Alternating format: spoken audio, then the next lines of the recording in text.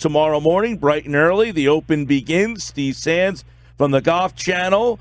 Decade of sports broadcasting on the golf is here with us, and an unprecedented 410 hours of the 148th Open is going to be on NBC's coverage, and Steve Sands will be a part of it. He is with us right now on the Boardwalk Honda Hotline from Royal Portrush Golf Club in Northern Ireland. Welcome, Steve. How are you, my friend?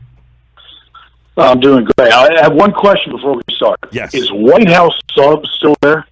Oh, yes. In fact, it's funny that you say that. In our rundown sheet, in about 15 minutes, we have a sub-topic coming up, but the White House sub shop is a legendary spot, still open.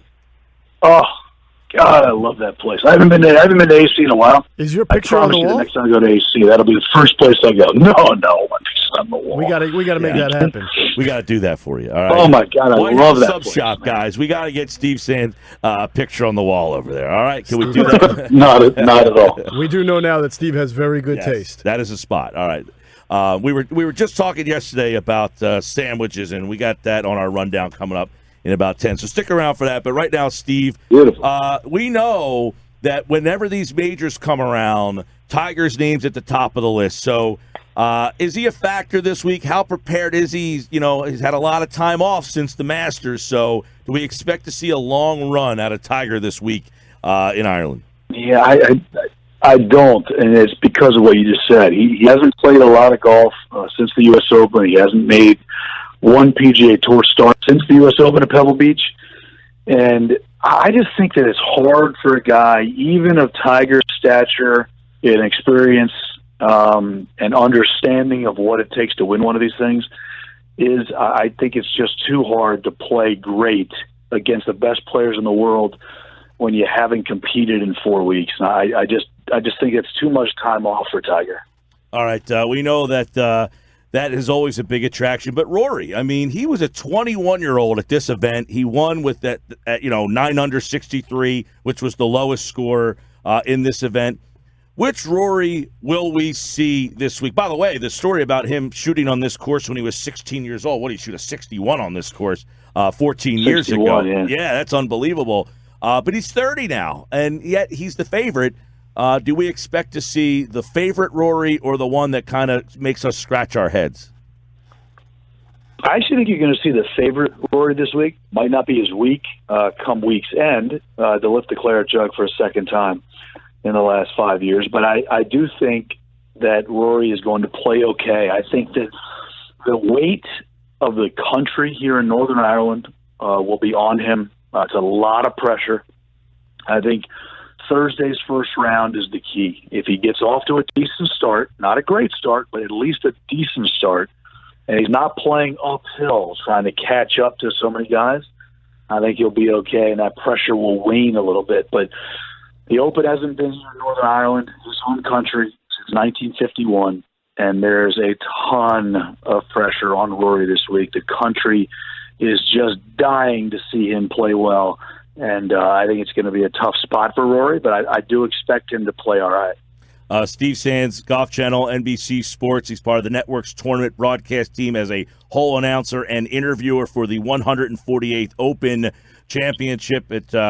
Coverage begins now. I mean, it's going on, but the tournament obviously gets underway tomorrow. Steve, what you just said really hit home with me because I've been trying to figure out for the last few days why Vegas or analysts would favor Rory over a guy like Brooks Koepka. And they're both playing great, but clearly Brooks, I mean, he's had 6 top 2 finishes in the last 9 majors, which is just incredible.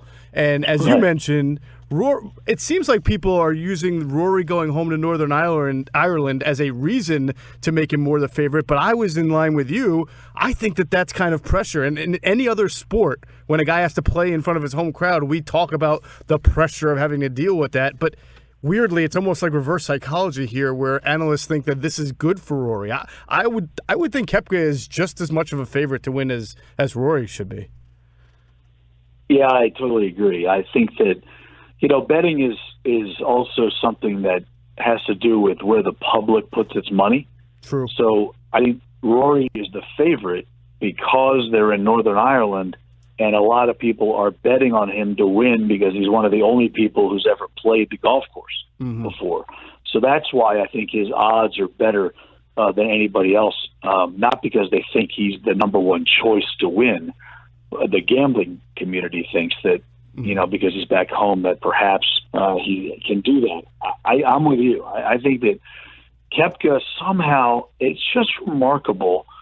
He's the only guy I know in sports, team sports, individual sports, who can win as often as he does at these big events and come in under the radar. Right. And it's beyond belief that he could still be under the radar after all these wins at majors in the last couple of years. But he's doing it again because everybody's talking about McIlroy and Northern Ireland and Royal Portrush and will Tiger be able to play okay? I think Koepka will have a chance here. He has a lot of experience playing in Europe. That's how he got his PGA Tour card. And again, if it happens to be his week, then he's going to lift a Claire Jug for the first time. But I would certainly expect him to play well this week. One thing that we've read or heard or seen about the course, and obviously this is going to be new for a lot of people, is that it's a type of course where it's going to take a lot of mental acuity to withstand all the adversity and the challenges. I think that's why some people think Tiger is going to have, after with some time rest here, he'll play well. I've seen John Rahm as a sleeper for a guy who can kind of stay cool under pressure. What can you tell us about the course and why it takes maybe more of a mental challenge than some other courses? Well, I happen to like John Rahm as well this week. I think he's going to play well. This golf course, these guys are creatures of habit. And none of them have ever played here at an Open. There are guys who have played the golf course before, but they've never seen it like this. And when you're a creature of habit like these guys are, like all professional athletes are, it takes them just a little bit more prep time, a little bit more practice, a little bit out of their comfort zone, a little bit out of their routine to make sure they know every nook and cranny about this place. And I think that's one of the reasons that this week is going to be so special, that it's an open slate. You just don't know what's going to happen. And I was walking the course this morning, and one of the things that I saw was the fairways are a little wider than at most Opens, and they're a little bit more forgiving. That's good for the Bombers. That's good for John Rahm, Adam Scott, Henrik Stenson, Brooks Koepka, Rory McIlroy, Dustin Johnson. Those guys who crush the ball. Will be able to take that driver out because those fairways are a little bit wider than they normally would be. If those fairways were a little skinnier, then I think you would see more of a chance of an off-the-board pick coming, someone like that. But I think it's going to be chalk the way the golf course is set up. I think it's going to be a big name, and I think it's going to be a fabulous week. Steve Sands is with us here. NBC's coverage is underway. He'll be a part of it for the 148th. Open Championship. Rose, Scott, Fowler, Johnson. You mentioned Rahm, Fleetwood. There's a lot of names that I think if you watch every week, these guys' names are much bigger now than the I don't want to say the mid card guys, but the guys who are just always in the mix. And it seems that Koepka, Rory, Tiger still overshadow those guys. Why is that? Because they're real good. I mean, Koepka. Look, Tiger won the Masters. Before that, the first big event of the year was the Players. McIlroy won that. And then Brooks Koepka won the PGA Championship. So the first 3 of the 5 biggest events in golf were won by those guys. And Gary Woodland was a deserving winner of the U.S. Open at Pebble Beach, but Koepka finished second. So Koepka's been 2-1-2 in the first 3 majors. You can't beat that. I mean, it's pretty hard to have anybody even come close to not overshadowing Brooks, but even putting a shadow on him when he's playing that well. And, sports are star-driven, just like anything else in life. And, when the stars are shining, then they're going to overshadow the rest of the guys, even those guys who have great chances to win. And it's no different in golf, and I think that's what you're seeing here this week.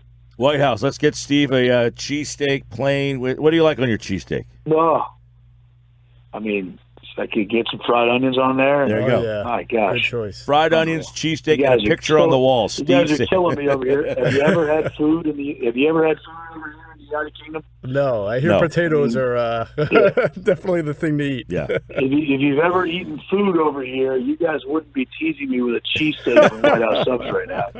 That Steve is not fair, man. Steve Sands, the NBC coverage is underway, and you can hear him on the holes and, of course, on the interviews. And the whole coverage begins right now, the Golf Channel, NBC Sports, the 148th Open. And your pick is? I think John Rahm's going to win. There we go.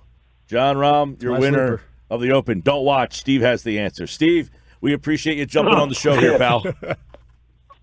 Poor John. He just missed the cut now that I said that. Anytime, fellas. Take it easy. Thanks, Okay, Steve Sands, like all guests, appeared via the Boardwalk Honda hotline.